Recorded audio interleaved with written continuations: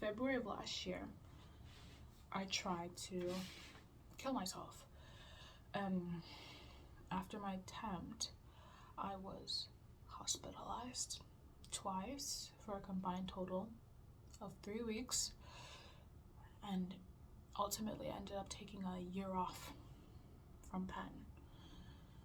Prior to my attempt, I didn't present as somebody who would be suicidal. I was doing well academically. I'm a student athlete on track and field team. I was like doing well there too. I was like ninth all time for my outdoor event. I had friends. There would never be a time where I didn't have someone to talk to, didn't have someone to hang out with. Never. And I was doing research in one of the best hospital systems in the country at Penn Med. But still, I came to a point in my life where I thought that suicide was the only thing left for me, that was my only option. And the reason why I'm making this video is I'm hoping that the transparency and vulnerability that I present here will be enough for someone who is struggling to see it and go, I can ask for help. Like, there's nothing wrong with me for asking for help. It's a good thing that I recognize that I'm struggling and I'm asking for help, because I know for certain that if I had seen a video like this back February of 2022, I probably wouldn't have ended up in the hospital. I probably would have not tried to hurt myself, and I would have gotten the help I needed before it got to a point of I need to be put in the hospital, because I was struggling. I was going through a lot that I didn't tell anybody. I didn't want to tell the people back home because I didn't want them worrying about me. I didn't want them thinking that I was ungrateful for going to an IV. I didn't want that at all.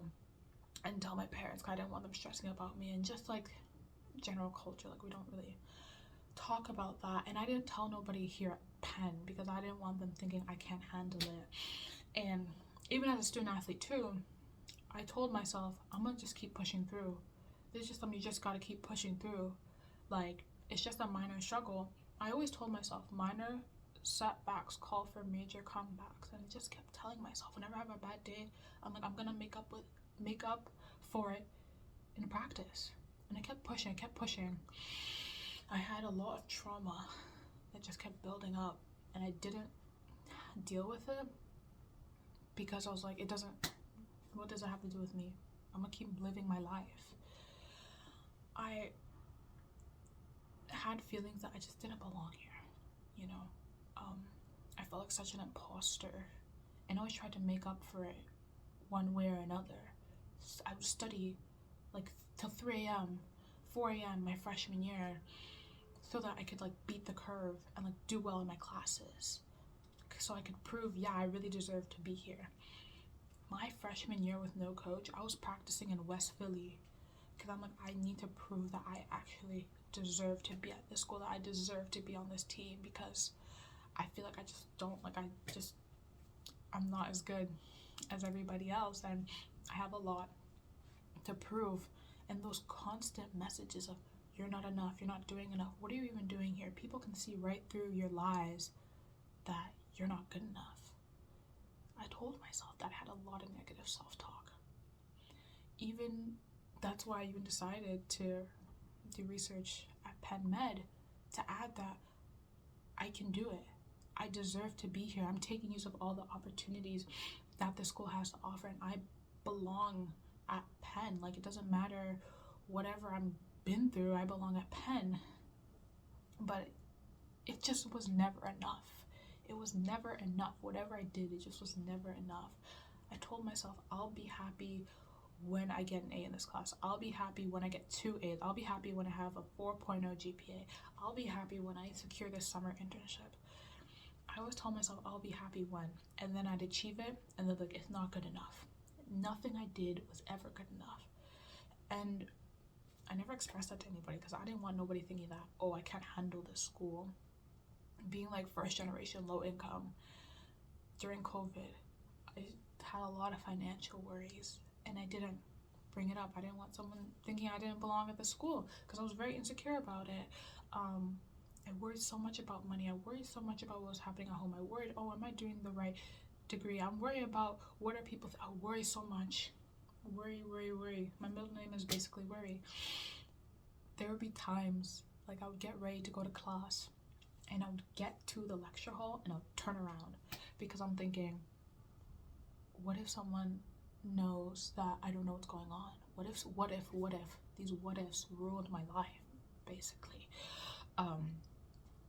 And because I felt like so much of an imposter, I felt like I owed so much to everybody around me, so much to everyone who ever believed in me. I felt like such a burden, especially when I couldn't perform to these like exceptionally high standards I set for myself. And I got to a point where I was like, I'm so much of a burden. People are investing in me and I'm not giving them a good return on their investment. If I were to kill myself, they would stop suffering, because like if I were to be alive, I would keep disappointing them. They would keep putting me, I was just gonna keep disappointing them. And who knows how much I could do. But if I put an end to this by ending my life, like, it's good then. It's gonna be okay, because like me dying probably won't feel as bad as how much hurt I'm gonna be giving to these people by me continue to live. Like that was the mindset I was having the time that I decided that I was going to end my own life. That's how I was thinking, and I just didn't think anything was ever gonna get better. Like, I just didn't think anything was ever gonna get better, and I was so scared to ask for help again because of the aforementioned reasons of people thinking I'm not good enough, I'm not thankful, and I'm like, I can't do it. I just don't know what to do. And yeah, I decided that I was gonna go and end my own life. When I had failed, I was so disappointed in myself. I was like, even this I can't get right. And ultimately, when the school had found me and they decided that I needed to be hospitalized, I was so embarrassed. I was embarrassed. I didn't look at it as a situation like, wow, all these people think I need help. I didn't look at it like that. I looked at it like, I'm so embarrassed. I couldn't even do this one thing right, and now they're gonna go put me in a hospital. That was my thought process. But honestly, the hospital was one of the best things that happened to me, and I wouldn't change it, because I needed it. My thought processes were so skewed. I was so hard on myself, and unfortunately, it's just the culture. Pen face, like everyone's doing something. If you're not interning at Jane Street, Goldman Sachs, JP Morgan, what are you really doing? Are you really doing something? If you're not taking 5-6 classes, what are you doing with your time, right? That's how I felt. The pre-professional culture, I was sucked in, and I always felt I could be doing more. And on top of it, as an athlete, I would just push these things down. I'm like, I'm gonna push it down and I'm gonna go compete. There would be times where I would really be struggling, but I'm like, block it out for 2 hours. We need to do well on track right now. I was so hard on myself, and I didn't deserve how hard I was on myself. My freshman year, I had a meet, and in looking back, I performed pretty okay, but I thought it was the worst thing ever. I'm like, oh wow, I performed like that, and I just hated myself so much. So I was so depressed that I was in my bed for 2 days. I didn't eat until someone was like, Amoy, where are you? And I just had to pull together and be like, yeah, I'm okay. I'm here, I'm fine. I'm gonna be at practice on Monday. Stress really my life. But no, the hospital was one of the best things that did happen to me, because the 2 weeks I was there the first time forced me to be like, woof, no. At least I realized like I'm not a burden. and I need help. But I got hospitalized again the second time because I just thought I was living on borrowed time. I was like, yeah, okay, I'm not gonna go kill myself, but I don't really like living. Why am I here? Like, I feel like I'm just here because the school's looking at me or something like that. And I was hospitalized the second time. That second hospitalization hit heavy. I lost a lot of my friends, a lot of my pen friends, after that second hospitalization, and ultimately I needed to take a break from the school. But it was needed. It was definitely needed because the treatment and the time off that I had to really try and rewire a lot of the cognitive distortions I had about myself were just invaluable. It was invaluable. And to think, if I didn't have that, I would have just either attempted again, or I would have continued living my life just in this grind set, very unhappy. You know, and I'm not gonna lie. I'm not gonna lie to you and think that, say, oh, I'm good now, I ain't got no problems in my life, la la la. No. Coming back to Penn was a struggle. Like, as I said, like, I don't have no friends on this campus no more. All my friends is gone. Like, after I was hospitalized, gone. But I'm handling it better now. I am handling it better because I realize that even me, as I am myself, I have intrinsic value. I don't need to be doing crazy things to show other people, say, I have value. Because no, just me being a human, I have value. And that was a crazy concept for me before. I'm like, I did not understand that, but I'm like, no, I have value. And with track and everything, I love track still.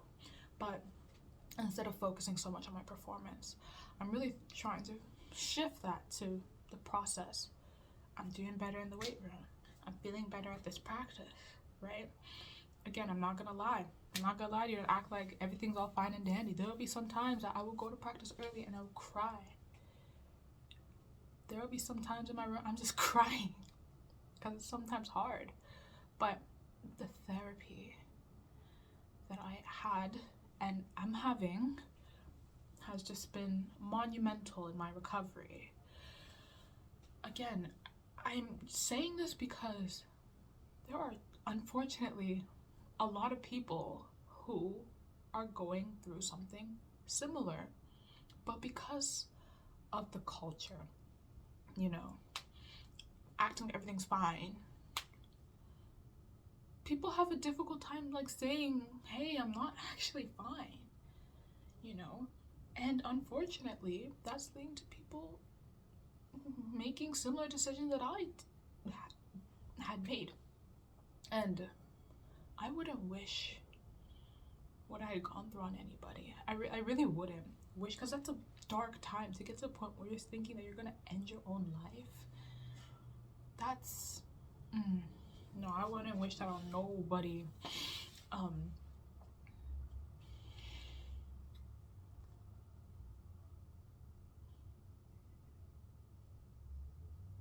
I just want, like, ultimately, even if one person watches this video, because I don't expect many people to watch this video, but if only one person watches this video and they are like, yeah, you know, I'm not the only, because February, I thought I was the only one. I thought there was something wrong with me, because I'm like, damn, all these people go to school and I'm the only one feeling this kind of way. What's wrong with me? I really don't belong here.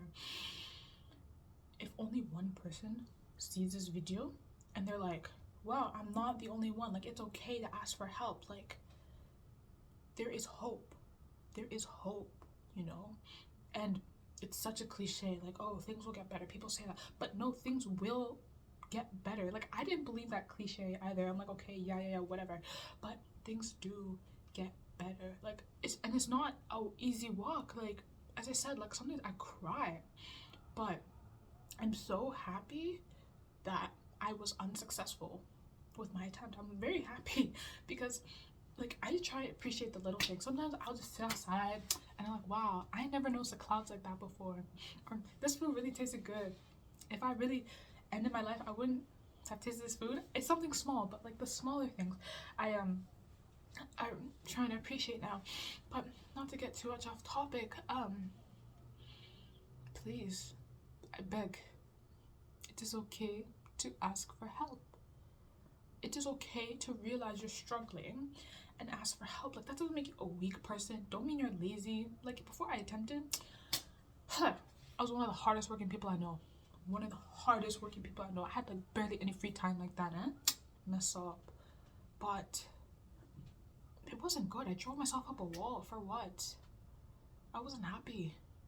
I'm happier now with less than I was before. And I thank God again that I was unsuccessful. But please, I am begging you, like, if you're struggling, like, tell somebody. Like, there are resources I didn't know that were available, like IOP or partial hospitalization, that didn't require me ending up in the hospital, that didn't require me ultimately having to take a leave from school. There are things that could have been done, but because I didn't ask for help, I didn't know they existed. So my my main message is, please, like, it's okay to realize you're struggling. There are resources in place. You don't have to end your own life. I just, like, again, I wish I'd seen a video like this back in February, because it would have changed things for me. It would have changed things for me. But yeah, just thank you for watching.